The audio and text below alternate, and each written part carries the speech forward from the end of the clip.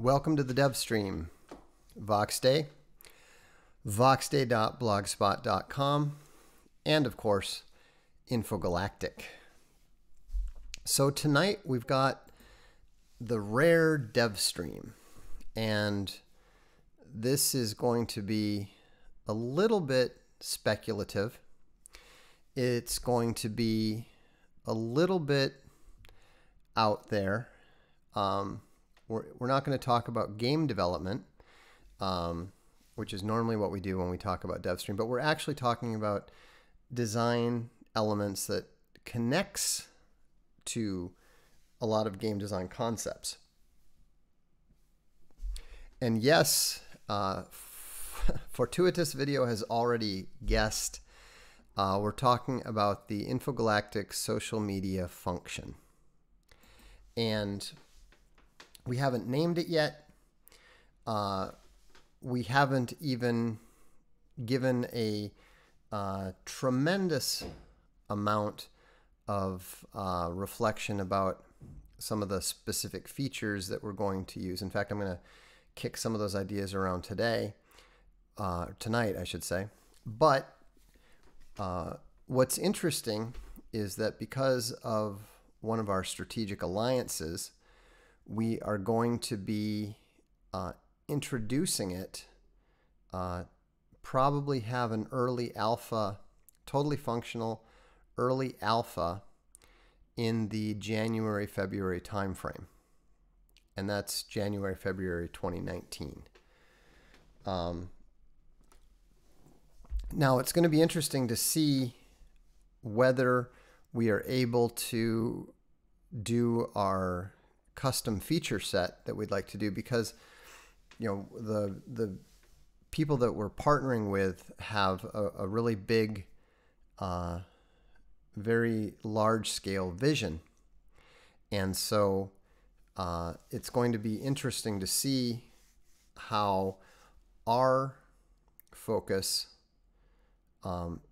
manages to interact with their much larger system. And so, Sean says, it doesn't matter what name you give it, it will be called Twitter for Nazis. Well, no, it's not going to. And if you notice, nobody is calling Infogalactic Wikipedia for Nazis. And do you understand why they're not? You know, the reason that nobody calls Infogalactic Wikipedia for Nazis is because it is so obviously designed for everyone. And that's the approach that we're going to be taking here too. See, the thing is that when you're dealing with something that is centrally controlled and where the perspective is centrally determined and defined, like Wikipedia, then it's meaningful to say that, well, it's just like X, but Y. But you can't do that. Like, for example, let's step back a second. Twitter is controlled by SJWs. There is a central control there that dictates what the official perspective is. And so when they look at something like Gab, then they say, well, this is like Twitter. Twitter has a core perspective, therefore Gab must as well. And then they look at what the dominant influence there is. And when you go to Gab, I mean, I haven't been on it in months, but a year ago when I was on it, you could not get away from the alt-retards. You could not get away from the fake right. And so it's not surprising that Gab was universally condemned for the political perspective that you could not help but encounter there.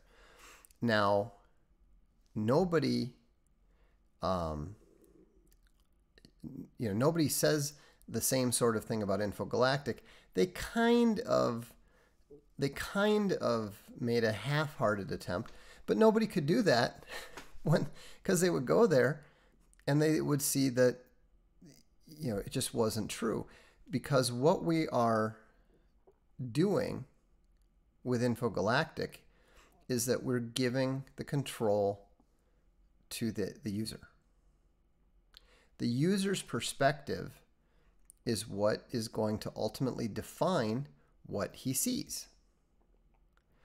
And so it's impossible to claim that Infogalactic is Wikipedia for Nazis or Wikipedia for communists or any of these other sort of things.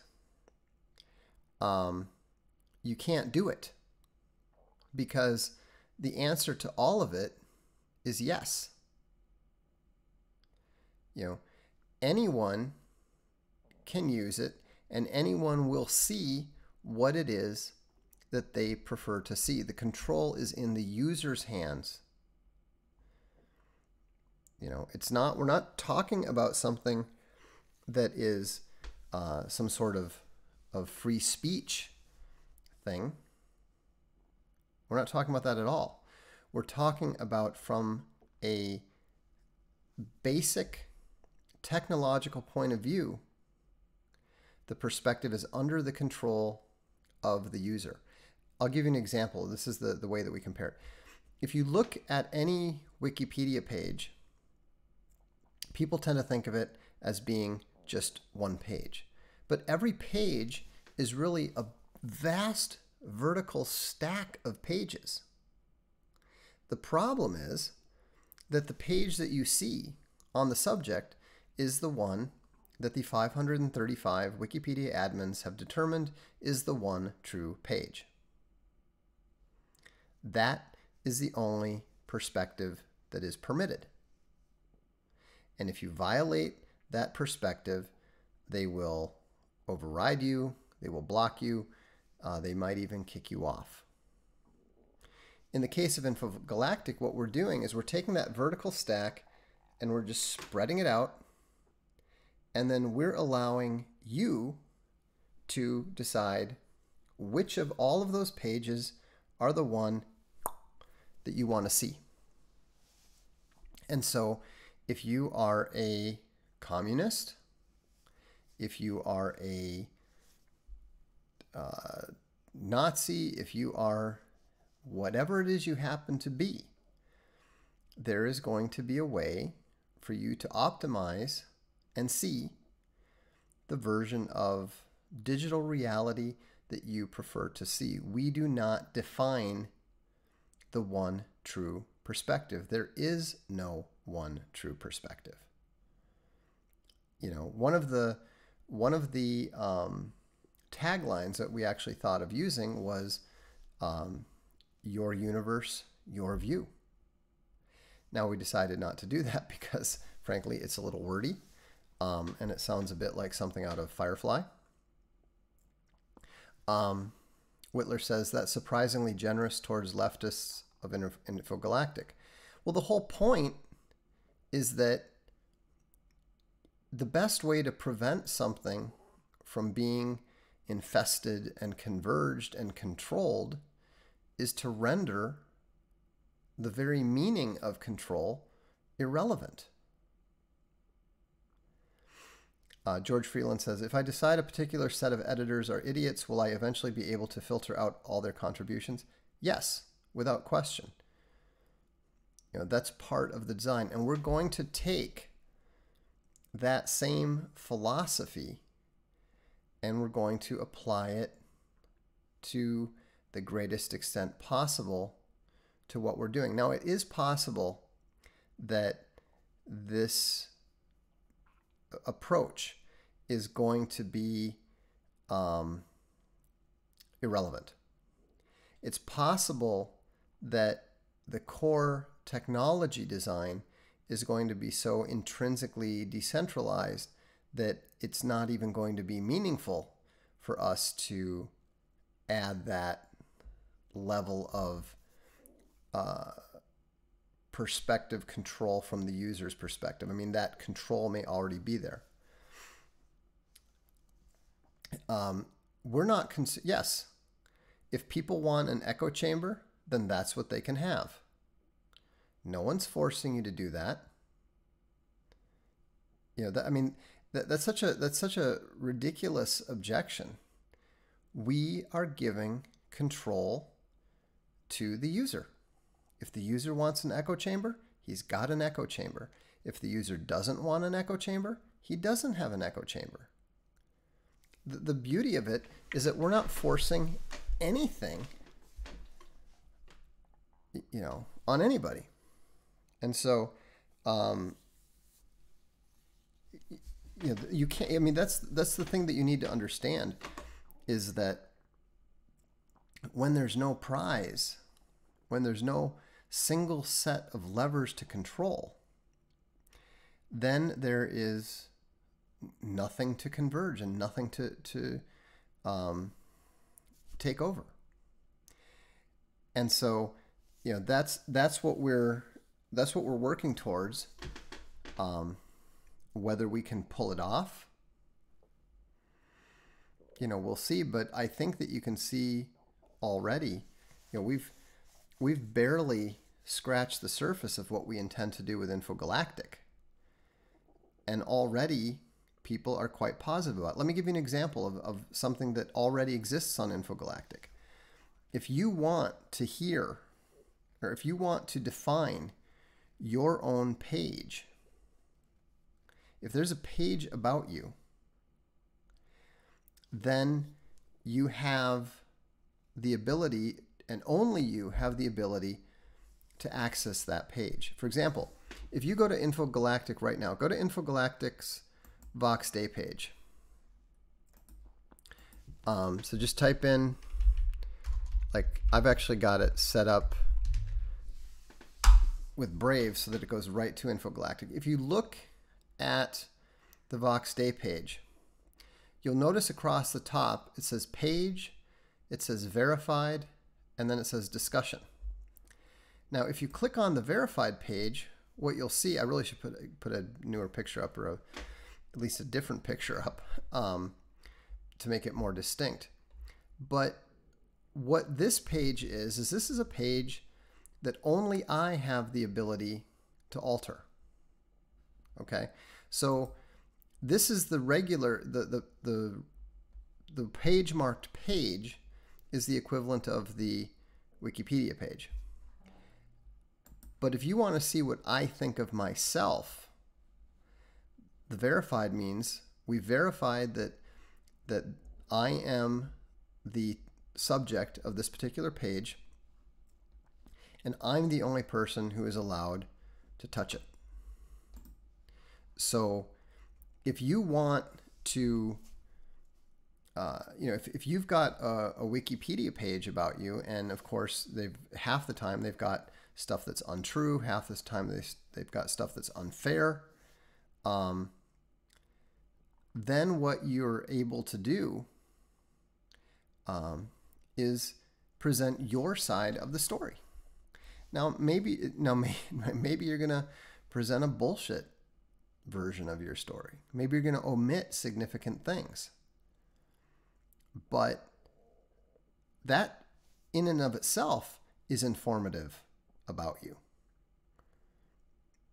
You know, if there's all kinds of reliably sourced information, what about disputed history? There is no way, with what we're talking about here between the page and the verified page, there is no disputed history. On the verified page, only the subject of the page is given access to that. So if you just want to put up, you know, positive press releases about yourself and not allow any negative stuff, that's fine. Go ahead. Just be aware that one click away is the other perspective. Yeah, we're talking about Infogalactic right now, and we're talking about what's coming next for Infogalactic. Justin puts it into more conventional terms. The Community Edits page tab, the Verified tab contains blue check persons edits, but only the blue check person to whom the page belongs. Nobody else can touch it. If you were king, would you allow Nazi memes on Twitter? I don't know, to be honest. I mean, just to be clear, I am not a I'm not a free speech advocate. You know, I understand the history of free speech in a way that very few people do, and I understand the entire purpose of free speech is to accomplish what was accomplished in Ireland this weekend, which is to get rid of the blasphemy laws. And so, you know, I'm not interested in fighting pointless battles, you know. And so it's just, you know, but again, we're going to deal with those issues when we get to them. We've successfully handled all of the issues related to Infogalactic and problem users and so forth. Can you be pro-free speech without being anti-religion? I think theoretically, yes. But we're talking about the reality. We're talking about the historical reality. Is it a question of whose boot is on whose neck then? Well, that's really what free speech has come down to, because if you notice, at the same time that they're pushing the right to blaspheme against the Christian God, they're also saying that you can't criticize Islam, that you can't you can't say anything that is too critical of homosexuals or you know, gender confused individuals. You cannot express doubts about certain historical events. So it's pretty clear that the entire free speech movement was essentially bullshit. And so if I have to choose between Christian blasphemy laws and secular blasphemy laws, I'll take the Christians every time. Let's face it, they've proven that you can have an excellent civilization worth living in with Christian blasphemy laws. We've yet to see that out of some of these other options that are being pushed on us.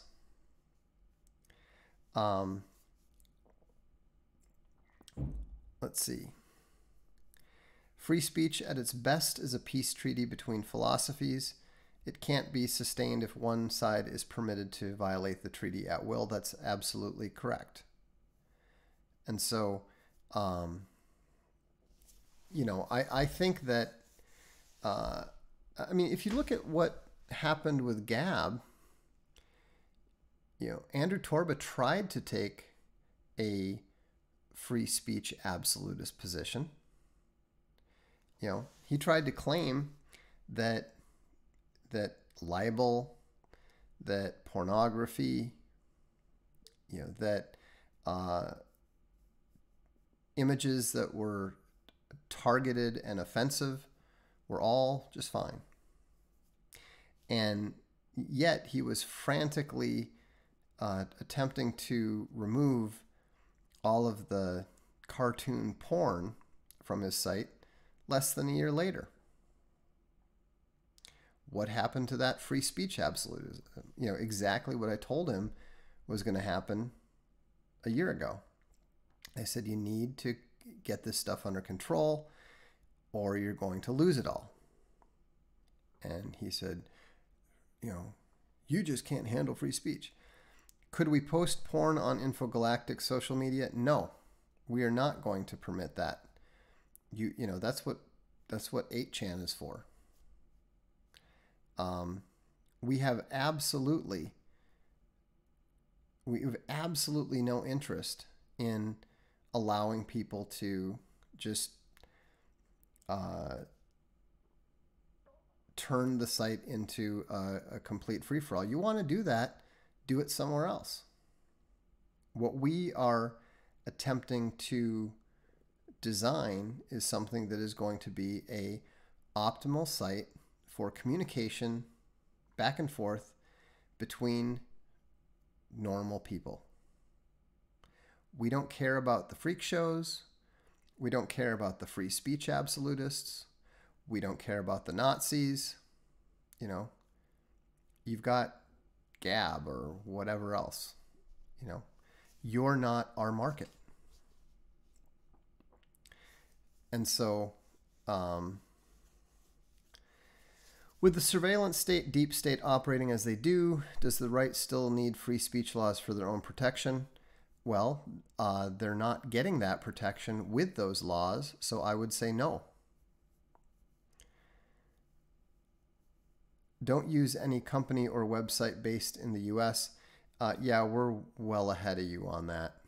I haven't lived in the US for more than 20 years, so I mean, it doesn't even occur to me to try to utilize this.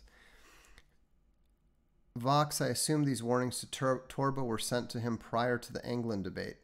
Oh yeah, it was long prior to that. I think it was probably when was the Anglin debate anyhow? I don't even remember. But let me see here. I can probably find it on my blog.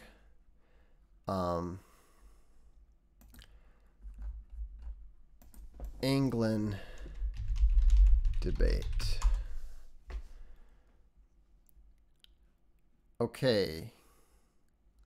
September. No. Actually, I would say that it was around the same, probably around the same time. To be honest, I don't even know when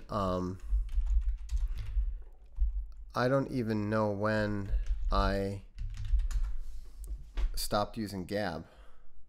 Oh, September 9th was around the time that I warned. Actually, it was right around the same time, it looks like. So,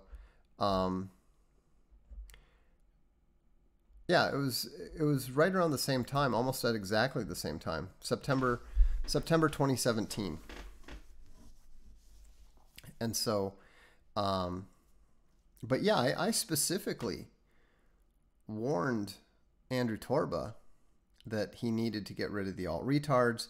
He needed to I actually offered to design for him the kind of moderation system that we're going to use on Infogalactic's social component. And so, we'll see if it works.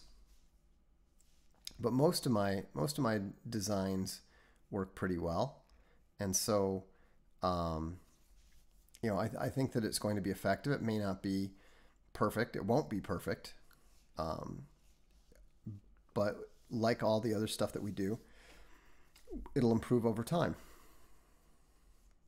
I ordered the first 4 Alt Hero comic books physical paperbacks. Will I receive them in the mail soon? When did you order them and from whom? If you order them from Archaven Direct, you'll receive them very soon. If you order them from Amazon, I have no idea when you'll get them. What would be a good country to set up a company operating in an online space? Probably Russia these days. Do you have any new thoughts on Andrew Anglin? No, I have not given him any thought whatsoever. I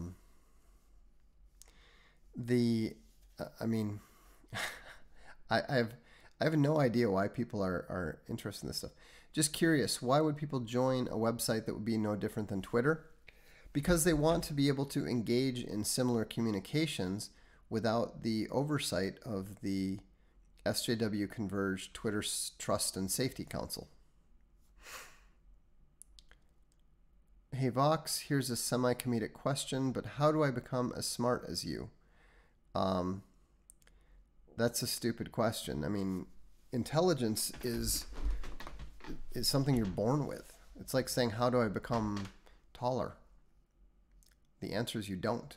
What you can learn how to do, however, is you can learn how to utilize the intelligence that you have more effectively. I've used this analogy before.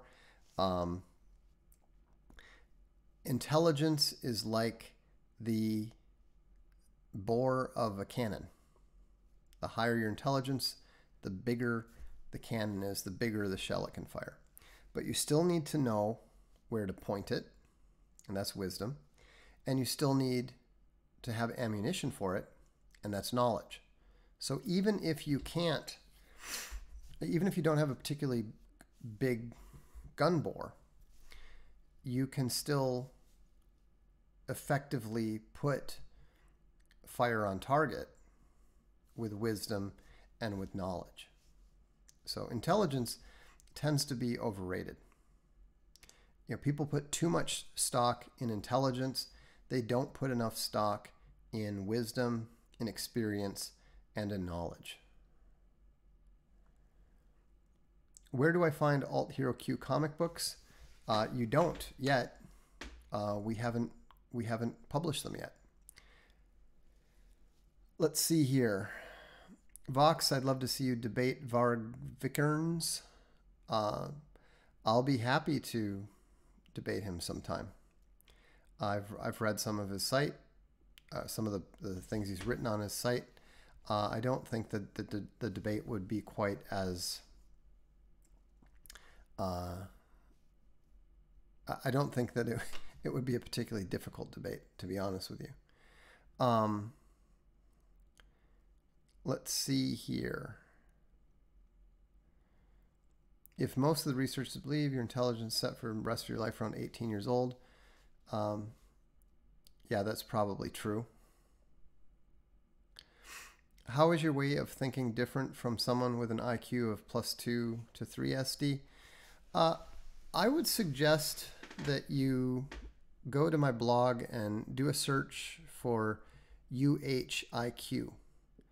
And that's where I talk about the difference between very high intelligence and ultra high intelligence.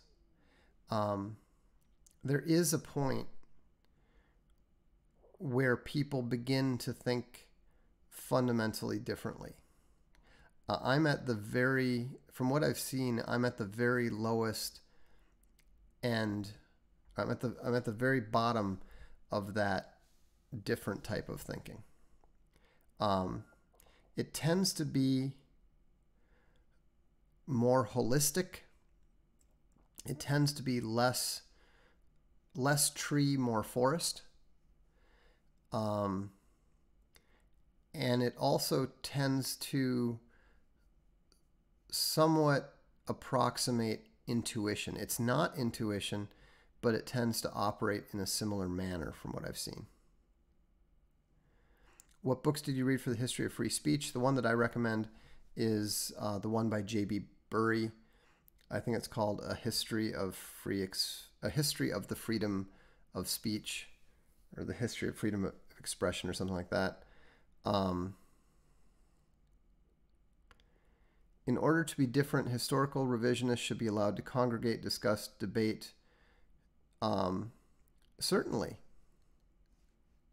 But there's a big difference between an intelligent discussion of historical events and revisionism and so forth, and running around making memes about dead people, killing people, and declaring that Hitler did nothing wrong.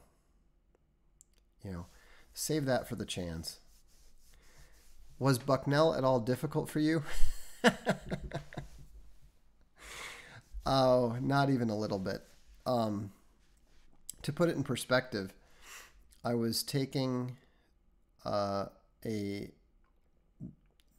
200 level economics course. It was a macroeconomics course. And the professor called me in after the second test and said, I don't understand your test. And I said, well, why? He said, well, you got a B+ on it. He said, but, one of the questions you got wrong, it's like you didn't even see the textbook, or you didn't even read the chapter. I said, well, read the chapter of what? He said the textbook. I said, well, I didn't. He said, what do you mean you didn't read the chapter? I said, well, I don't have the textbook. And he was, his jaw just dropped. He said, what? Wait, you don't have the textbook for the macroeconomics course? I said, no, I don't really believe in macroeconomics. I said, so I didn't bother buying the textbook. And to his credit, and I'll always be very appreciative, is he said, would you like to do an independent study next year? So, I did fine, but I very rarely went to class. I often didn't bother even buying the textbooks for the class. And so it just wasn't, it wasn't very difficult. And like I said, I was very lucky because Bucknell has small enough classes, and they, a lot of the professors actually liked, students is not the right word. The exact words from the history professor with whom I did 2 independent studies, I think. Like he said, he always liked the brilliant fuck-ups. And so I think by my senior year, I was taking like 1 or 2 actual courses, and I was just mostly doing, these independent studies that, were 100-page papers on a specific subject. Like, I did one on the Italian condottieri for history. I did another one on comparing and contrasting the economic development of Russia or the Soviet Union with that of Japan. And it was really, it was really great because I got to dive in. It was kind of funny. On the one hand, I wouldn't go to class and I wouldn't get the textbooks, but, give me an independent study and I would, they'd tell you have to write a 50-page paper. I'd write 80 to 100 pages just because I was enjoying it. So, it's just like homeschooling. Some people do not do well in a class environment. They're held back by the class. And so, it wasn't difficult in the sense of, was it hard to pass the classes and do okay on the tests? Like astronomy was a joke. I didn't go to any. I went to the first day of class and I went to the final. I got an A-. I mean, it was kind of funny because I remembered, from the earliest days, my mother's always saying, well, you coasted in elementary school, but junior high, you're going to have to work.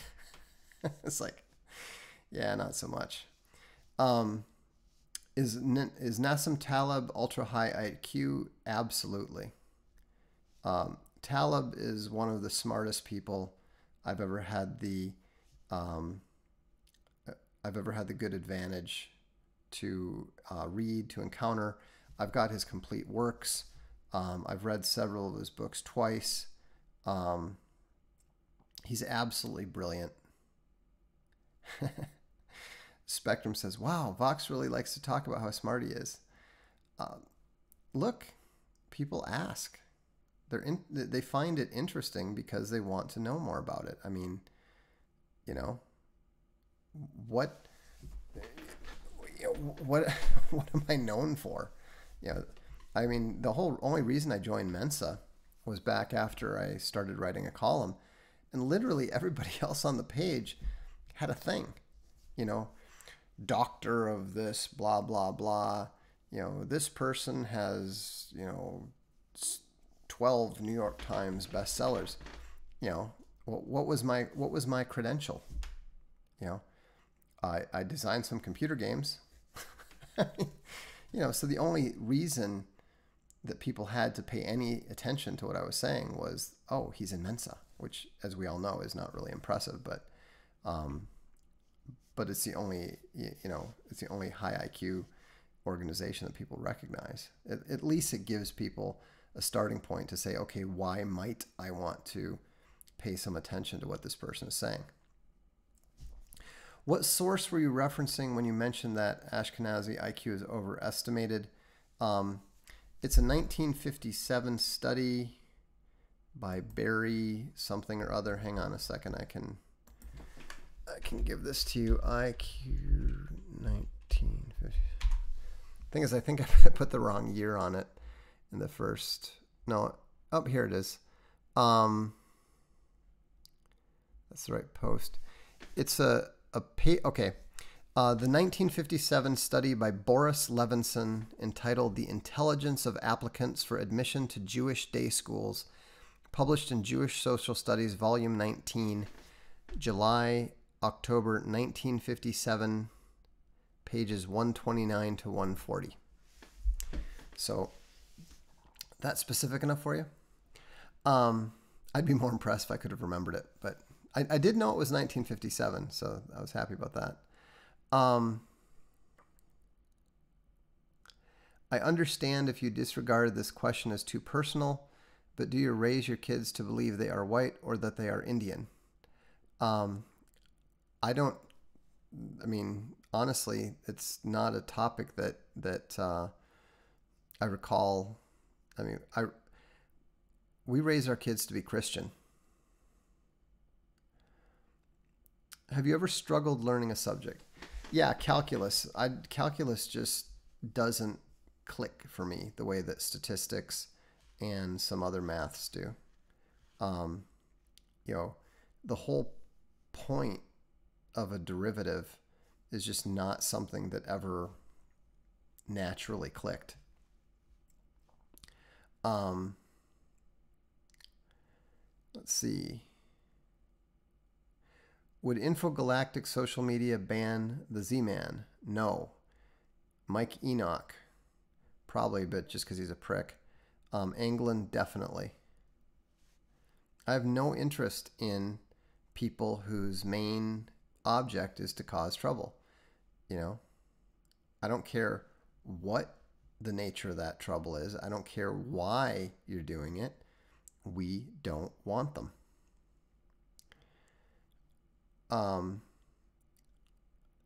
IQ is a good measure of many things, but wide sweeping declarations. I don't even know what wide sweeping declarations you're talking about. I specifically said that intelligence is overrated. Let's see. Some of you guys really need to get over your obsession with Jews. What are your views on usury? I think that usury is a significant problem. I read that massive, Rothbard's massive 2-volume history of economics, and it's fantastic. But, his whole thesis is the advancement of economics is the gradual abandonment of anti-usury laws. But if you look at what lending does, it has a systematically deleterious effect on the economy. You can prove this just through looking at the effects of the supply-demand curve. And so, I think that there's a lot of work in economics that needs to be done on debt. Steve Keen's doing some of it. I hope that I will eventually contribute to that at some point in time. And so, but we'll see.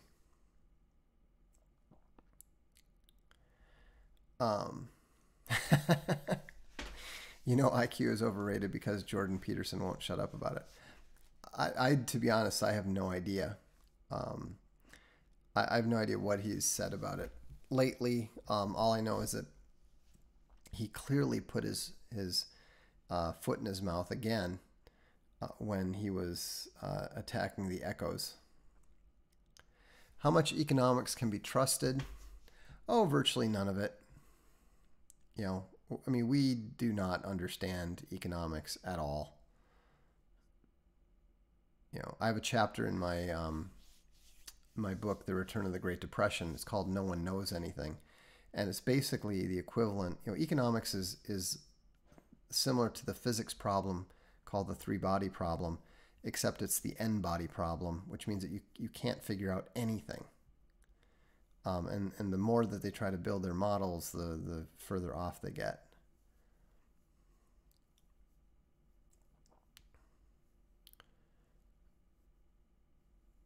One disadvantage of high IQ is that it makes it hard to find a wife. I disagree. You know, you don't. Why would you care about marrying someone who's the same IQ that you are? You know, my wife is smart, but you know, she's not at my level. Nothing wrong with that. As a martial artist, thoughts on anabolic steroids in competition? I think that they should be permitted, but they should have like a clean division and a inject yourself with whatever you want division. You know, I think like somebody, I remember who it was. I think it was Bill Simmons who said, you know, he wants to see people like with like lion claws and kangaroo legs installed fighting each other.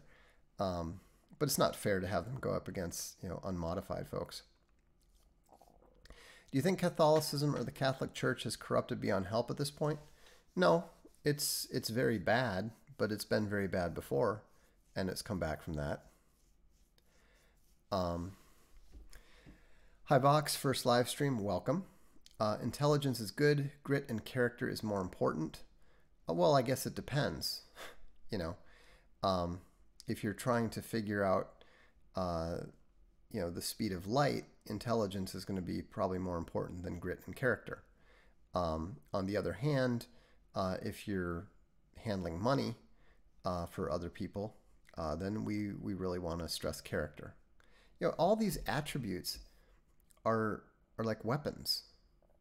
You know, sometimes you want the Marines, and sometimes you want the orbital artillery. They're just used for different purposes. Do you follow any QAnon decoders? Not closely. I read Neon Revolt. That's about it. Vox, what do you believe is most important to communicate to people with the potential to embrace nationalism? If you like your culture the way it is, then you should support nationalism. You know, if you want to live in Mexico, why don't you go to Mexico? Why bring Mexico here? Combat gene therapy.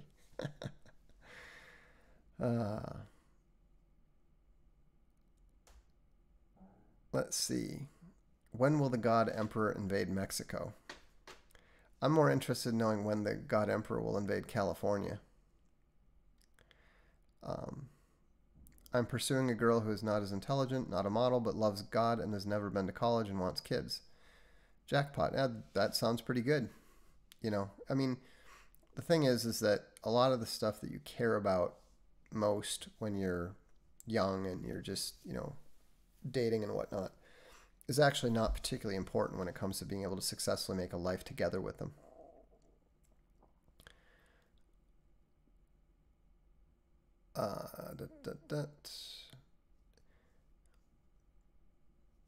Sometimes you want the Space Marines. Exactly.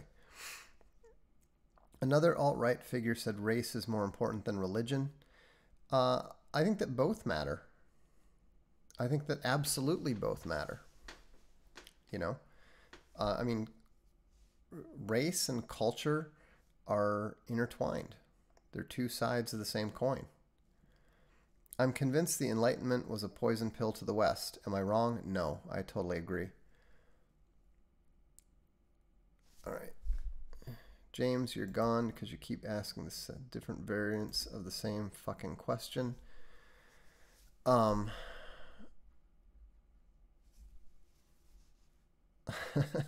Vox, I miss you. You're probably the only quote, alt-right guy I can stand. Well, I'm probably the only genuine right-wing one.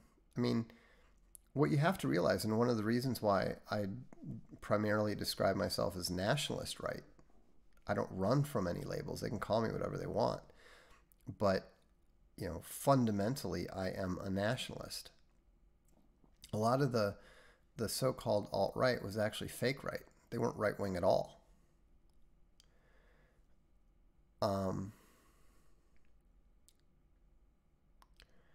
Let's see. Wow, Vox Day Heart. Thank you, I think. The Enlightenment was a poison pill. How? The Enlightenment was essentially a attempt by atheists to undermine the Christian basis for society. And it's taken a long time for the full fruits of those efforts to come to pass, but we're now at that point, and we're seeing that it's not only discivic, but it's actually discivilizational. Does the fact that most of Africa is Christian affect your view on mass migration into Europe? Not the least, and I don't think that that's true anyhow. You know, what passes for Christianity in Africa is very, very different than what you or I would recognize as Christianity. It's all twisted and tied up into a lot of animism, a lot of ancestor worship, and so forth. How literally do you believe in the Bible? I believe that most of it is literally true. I don't believe in the 5,000-year-old Earth thing. The Bible doesn't indicate that at all. I mean, at no point in time is there any date indicated. You know, I mean, I had the idea of adding up the begats myself back, you know, when I was like 8. You know, before I even got to high school, I realized that was not consistent with the actual words of the Bible. Do you compose music? No. Vox, I want to give Jordanetics to my cousin after wrapping the book in the sleeve of his 12 Rules for Life copy. I just give him the book as it is.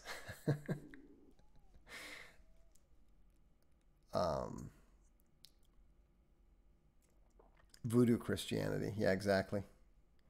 Vox,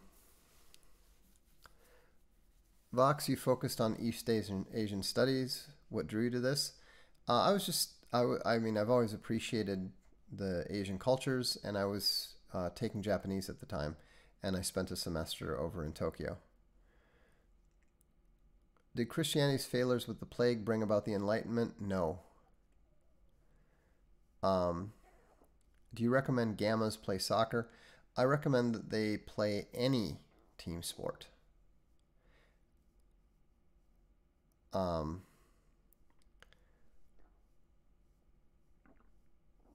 Why does right wing have such a stank to it?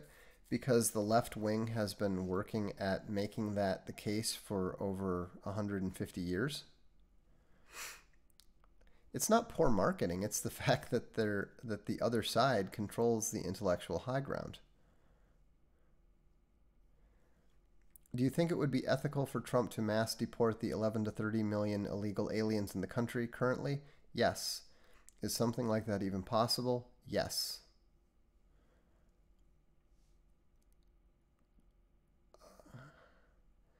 Vox has it out for Oriental Wham? No, I'm married to a Nordic ice princess. Are you aware that the cover of Jordanetics could appear pro-Jordan for the unaware? Oh no. Surely we must redesign the cover and totally rename that subtitle. Nyango ga wakarimasu ka? Oh, wakarimasu ka? Skoshi desu yo.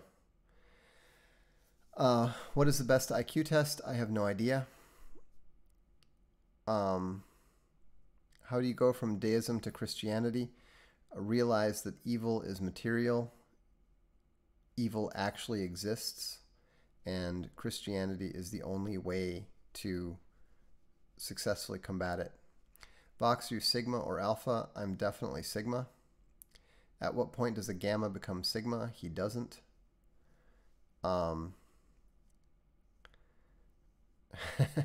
We mass deport people every day. Ice Princess, not Rice Princess. Exactly. Is Milo doing okay? Yeah, he's doing all right. We're actually going to be publishing a book by him very soon. And you know, he's had a difficult year or two, but I think that he's also learned a lot. How will NPCs react to Jordanetics? Praise or hate? They will hate it with the intensity of a chess club Gamma hating the starting football quarterback who is dating the hottest cheerleader. What is the most beautiful language? La bella lingua, Italiano. No question. Thought you were beta? Nope. The coming caravan from Mexico, U.S. Army stopping them. Bad optics? Maybe, but it does. I mean, at this point, no. I mean, there are aspects of bad optics, but right now, the worst optics would be doing nothing. Losing on the moral front? No. They have to defend the borders. That's like literally the one function of government. Can a person increase their IQ? You might be able to increase your score a little bit, but it's not going to change your actual core intelligence. I mean, the IQ is just a measure. It's an estimate. Are you following the Richard Meyer versus Mark Wade lawsuit? I wouldn't say I'm following it, but I'm aware of it. I mean, the GoFundMe's and all that stuff are totally irrelevant. You know, it's going to go to, it's all just posturing right now. So, Mexican is the most beautiful language. No, but nachos are the most perfect appetizer, especially when teamed with a margarita on the rocks. Let's see. Yeah, I can't. I should show you. No. French is not the prettiest at all. I speak some French, and I'm not a big fan of all the slurring and the dropping of letters and so forth. Do you know how to program computers? Not really.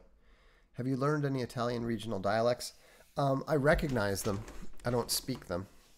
I find I had a teammate who was Calabrese, and I literally had to have him repeat everything he said. I mean, they kind of talk like this. It's impossible to understand.